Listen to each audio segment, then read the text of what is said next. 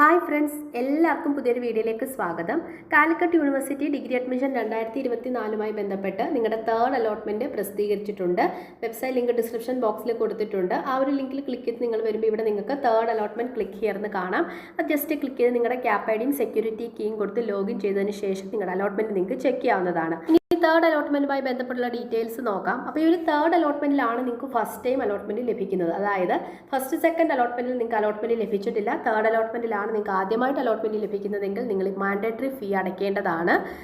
അപ്പം അങ്ങനെ മാൻഡേറ്ററി ഫീ അടച്ചില്ലെങ്കിൽ നിങ്ങൾക്ക് ഇപ്പോൾ ലഭിച്ച അലോട്ട്മെൻറ്റ് നഷ്ടപ്പെടുന്നതായിരിക്കും. നേരത്തെ മാൻഡേറ്ററി ഫീ അടച്ചവരാണെങ്കിൽ വീണ്ടും അടയ്ക്കേണ്ട ആവശ്യമില്ല. നിങ്ങൾ മാൻഡേറ്ററി ഫീ അടച്ചതിന് ശേഷം നിങ്ങൾക്ക് നിങ്ങളുടെ പ്രൊഫൈലിൽ നിന്നും അഡ്മിറ്റ് കാർഡ് ഡൗൺലോഡ് ചെയ്യാനായിട്ട് സാധിക്കും. അപ്പോൾ ഈ ഒരു രീതിയിൽ അഡ്മിറ്റ് കാർഡ് ഡൗൺലോഡ് ചെയ്തതിന് ശേഷം 11/7/2024 3 മണിക്കുള്ളിൽ നിങ്ങൾക്ക് ഏത് കോളേജിലാണോ തേർഡ് അലോട്ട്മെൻറ്റിൽ കിട്ടിയത് ആ ഒരു കോളേജിൽ പോയി നിങ്ങൾ പെർമനൻ്റ് ആയിട്ട് അഡ്മിഷൻ എടുക്കേണ്ടതാണ്. അപ്പോൾ ഈ ഒരു രീതിയിൽ നിങ്ങൾ അഡ്മിഷൻ എടുത്തില്ലെങ്കിൽ നിങ്ങൾക്ക് ഇപ്പോൾ ലഭിച്ച ഈ ഒരു അലോട്ട്മെൻറ്റ് നഷ്ടപ്പെടുന്നതായിരിക്കും.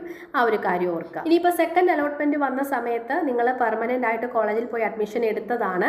പക്ഷേ തേർഡ് അലോട്ട്മെൻറ്റ് വന്നപ്പോൾ നിങ്ങൾക്ക് മറ്റൊരു കോളേജാണ് ലഭിച്ചതെങ്കിൽ നിങ്ങൾ സെക്കൻഡ് അലോട്ട്മെൻറ്റിൽ പെർമനൻ്റ് അഡ്മിഷൻ എടുത്ത കോളേജിൽ നിന്നും ടിസിയും സർട്ടിഫിക്കറ്റുകളും എല്ലാം വാങ്ങിയിട്ട് നിങ്ങൾ ഇപ്പോൾ തേർഡ് അലോട്ട്മെൻറ്റിൽ ഏത് കോളേജാണ് നിങ്ങൾക്ക് കിട്ടിയത് ആ ഒരു കോളേജിൽ പോയി നിങ്ങൾ പെർമനൻ്റ് അഡ്മിഷൻ എടുക്കണം. ഓക്കെ. പിന്നെ ഫീസ്, നിങ്ങളുടെ അടച്ച ഫീസ് നിങ്ങൾക്ക് റീഫണ്ടായി കിട്ടുന്നതായിരിക്കും. നിങ്ങളുടെ വെബ്സൈറ്റിൽ ഫീ റീഫണ്ട് പോളിസി എന്ന് പറഞ്ഞ് കൊടുത്തിട്ടുണ്ട്. നിങ്ങൾ ജസ്റ്റ് ക്ലിക്ക് ചെയ്ത് വായിച്ച് നോക്കിയാൽ നിങ്ങൾക്ക് അതിൻ്റെ ഡീറ്റെയിൽസ്, റീഫണ്ടിൻ്റെ ഡീറ്റെയിൽസ് മനസ്സിലാക്കാം. അപ്പോൾ അങ്ങനെ പെർമനന്റ് അഡ്മിഷൻ എടുത്ത സമയത്ത് നിങ്ങൾ അടച്ച മുഴുവൻ ഫീസും നിങ്ങൾക്ക് റീഫണ്ടായി കിട്ടുന്നതായിരിക്കും. ആ ഒരു കാര്യം നിങ്ങൾ ഓർക്കുക. പിന്നെ ലഭിച്ച അലോട്ട്മെൻറ്റിൽ ഇപ്പോൾ സാറ്റിസ്ഫൈഡ് ആയിട്ടുള്ള വിദ്യാർത്ഥികൾ തേർഡ് അലോട്ട്മെൻറ്റിൽ കിട്ടിയ ഈ ഒരു അലോട്ട്മെൻറ്റിൽ നിങ്ങൾ സാറ്റിസ്ഫൈഡ് ആണെങ്കിൽ നിങ്ങളുടെ ഹയർ ഓപ്ഷൻസ് ഉണ്ടെങ്കിൽ അതെല്ലാം നിങ്ങൾ ക്യാൻസൽ ചെയ്ത് കളയുക.